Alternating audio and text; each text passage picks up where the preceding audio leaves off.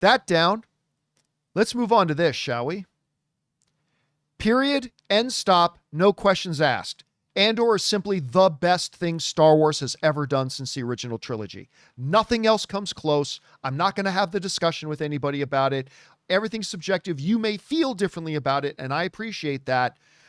But to me, Andor is such superior Star Wars and superior television that it absolutely blew my mind. Now, one of the big problems that Andor and challenges that Andor faced, particularly in season 1, was the fact that as good as it was, not a lot of people, not by Star Wars standards, I should say, not tons of people flocked to watch it, which was kind of understandable, right? It wasn't your traditional Star Wars. It wasn't space adventure, which I love my space adventure Star Wars. It wasn't Jedis and lightsabers, which I love my Jedis and lightsabers in my Star Wars, but it was totally different. And so, although the viewership kept going up for Andor season 1, it was not one of the higher rated viewership-wise Star Wars things that they had put out. Well, then season 2 came out and the numbers were better. And then in its second week, it set new record viewership numbers for Andor. Then its third installment, and it set a new record for Andor viewership. And it kept going up. And now the numbers have come in. The finale of Andor topped the Nielsen streaming charts, came in at number 1, setting another, for the 4th week in a row, all-time viewership record for Andor. The folks over at TV Line write this. With the release of its 4th and final 3-episode batch, Disney Plus's Andor rose to the top of the Nielsen latest U.S. rankings of streaming originals. For the week of May 12th, Andor amassed 931 million minutes viewed, another weekly high for the series, across 24 total episodes. Netflix's You placed second on the streaming originals, ranking with 779 million minutes, 50 episodes, followed by Hulu's Secret Lives of Mormon Wives. I didn't even know that was a real thing. Netflix's Forever, Netflix's American Manhunt, and then it says rounding out the top 10 were for streaming originals for the week were of May 12th were Netflix's The Four Seasons, Peacock's Poker Face, Hulu's The Handmaid's Tale, and Paramount Plus's Mobland, which I really like Mobland a lot. Anyway, so a couple of big takeaways here for Andor. Number one, that it finished at the top of the chart, something that I don't think any of the season 1 weeks were able to do. Number two, that every single week, Andor set a new viewership record for itself. Every single week. We always talk about this. It's fine and everything. If you look like a show, Rob, like Andor, or a show like Ahsoka, it debuted with big numbers. Its first week had pretty solid numbers. The problem is the show wasn't very good. And so every week, the viewership numbers went down until they got to the finale where it took a little bit of a bump up, but they went down. It's tough to have a show where week after week, word starts getting around and more people start to tune in.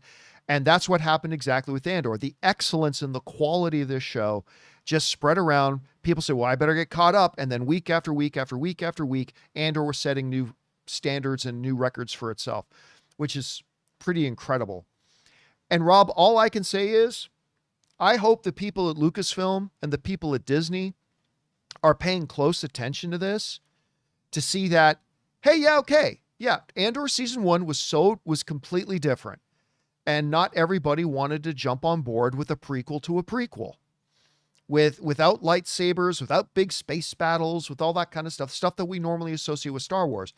And it took a little bit for them to get their footing, but the quality of the show has won over a lot of people to the point now that it settles on here. We want to take a second to thank a sponsor of today's video, Stitch Fix. Guys, you know I love movies, but you also know I have absolutely no fashion sense, and I absolutely hate shopping for my clothes. But thankfully, I have found a better way. Stitch Fix online personal styling makes it easy. With Stitch Fix, I get a stylist who understands my style, size, and budget, and they do all the shopping for me. Because look, shopping and figuring out style can be overwhelming, especially for somebody like me. When it comes to getting dressed, I don't even know where to start, to be honest. That's why I love having a Stitch Fix stylist. They really know what works for me. I get pieces that make me look great, and it's a real confidence boost. You just give your stylist your size, style, and budget preferences. You get to order boxes when you want and how you want, no subscription required. They send you personalized pieces, and the fit is always on point. No stores, no crowds, no stress. Just personalized looks that you will love. So guys, make style easy. Get started today at stitchfix.com/Campea.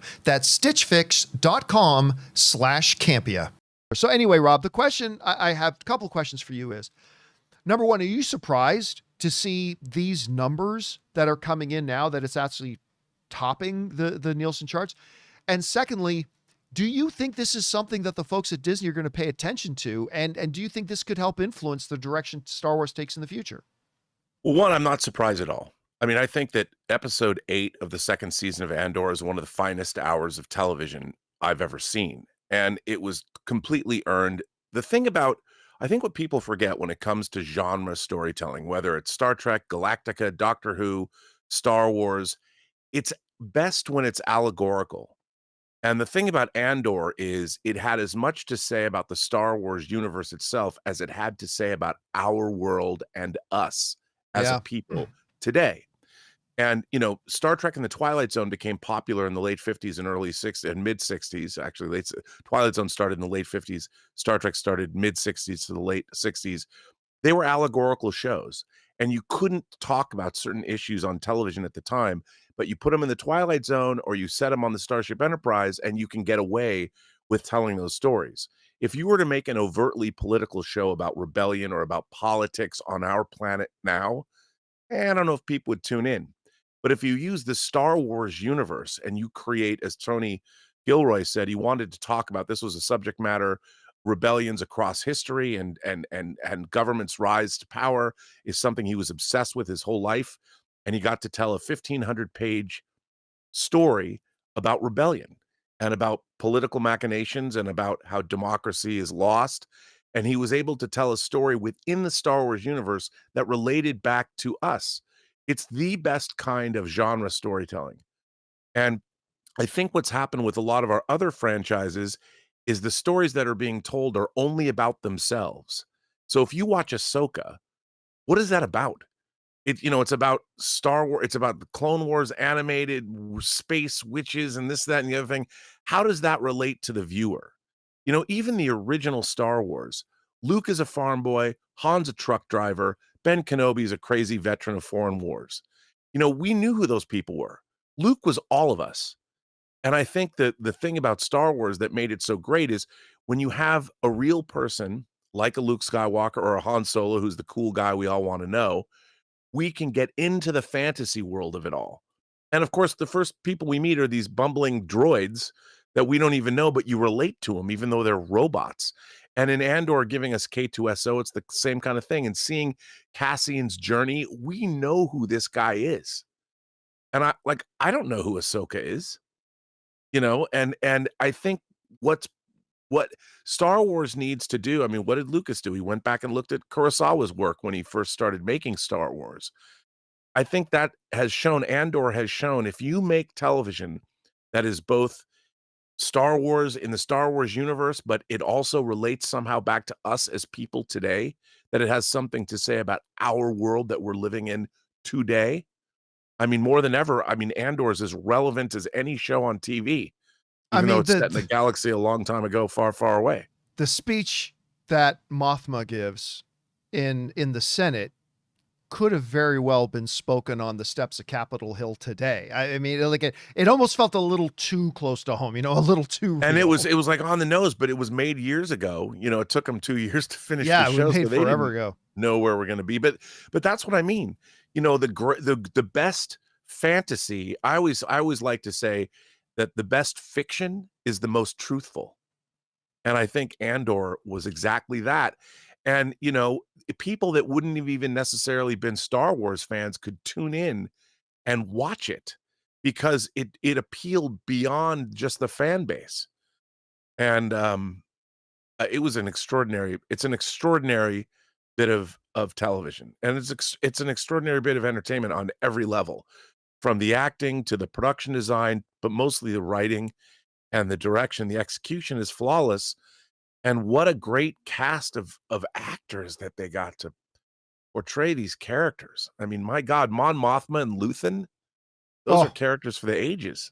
and I never had a Mon Mothma rave scene on my bingo card when I started watching Andor, and yet it like I became completely obsessed with it when it happened.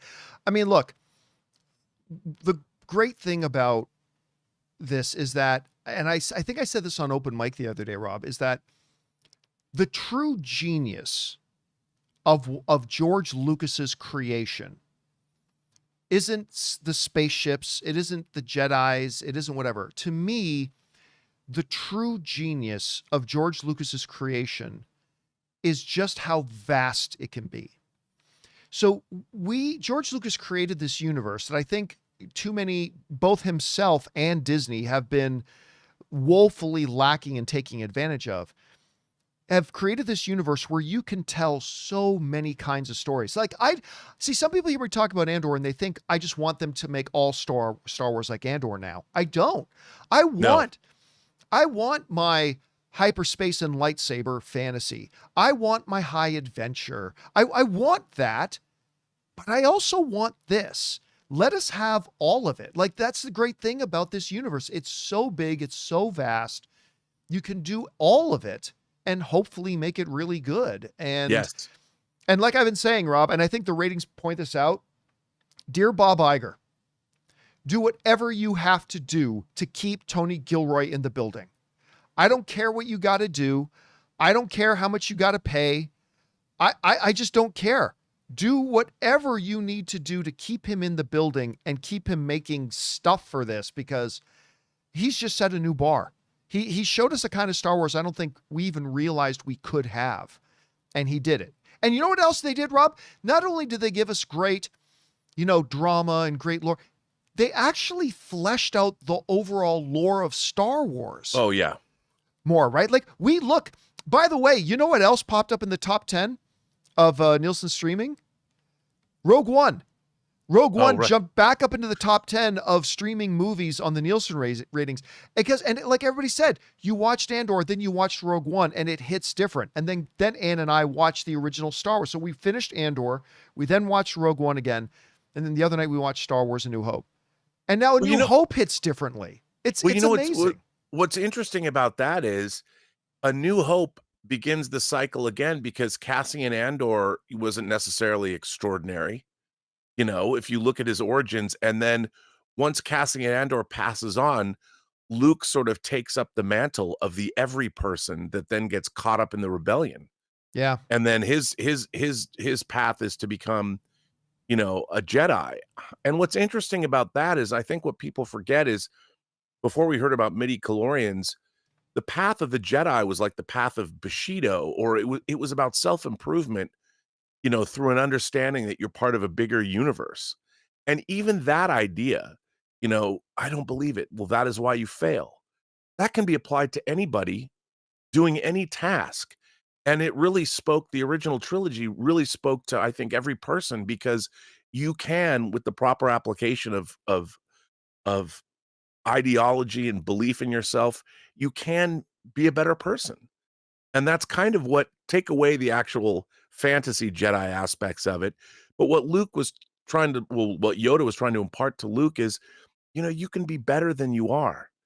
You just have to believe in yourself and work hard and apply yourself to a certain, with a certain gusto. And maybe you can do things that you didn't think you could do. And I think that was something like when Empire came out, people were like, yeah, it's great. It's a sequel to Star Wars. But it was Yoda that became a big breakout star, and people started quoting him because you can apply his lessons to your everyday life. And that's another element that Star Wars had in it that we've never forgotten. Do or do not. There is no try. Almost 50 years later, that still is actually it's 45 years later. It's as resonant as ever. I don't believe it. That is why you fail. Anyway, guys, question is for you.